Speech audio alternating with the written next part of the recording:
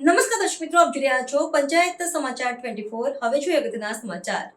દાહોદની little flowers school ખાતે તિરંગા નિર્માણ સ્પર્ધા યોજાઈ। વિદ્યાર્થીઓએ અનોખી સર્જનાત્મકતા દર્શાવી દેશભક્તિનો સંદેશ આપ્યો।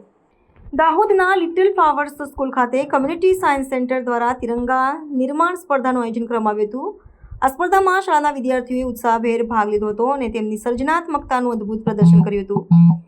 વિદ્યાર્થીઓએ પોતાની કલા અને કૌશલ્યનો ઉપયોગ કરીને સુંદર અને વૈવિધ્યસભર તિરંગા તૈયાર કર્યા હતા, જેણે ઉપસ્થિત સૌ કોઈને પ્રભાવિત કર્યા હતા।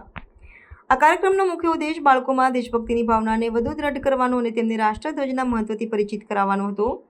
આ સ્પર્ધામાં ભાગ લેનાર દરેક વિદ્યાર્થીએ પોતાની આગવી શૈલીમાં તિરંગા બનાવ્યા હતા, જેમાં કાગળ, રંગો અને અન્ય સામગ્રીનો ઉપયોગ કરવામાં આવ્યો હતો। કમ્યુનિટી સાયન્સ સેન્ટરના સંચાલકોએ વિદ્યાર્થીઓના પ્રયાસોની પ્રશંસા કરી અને જણાવ્યું હતું કે આ પ્રકારની પ્રવૃત્તિઓથી બાળકોમાં રાષ્ટ્રીય ગૌરવની ભાવના કેળવાય છે।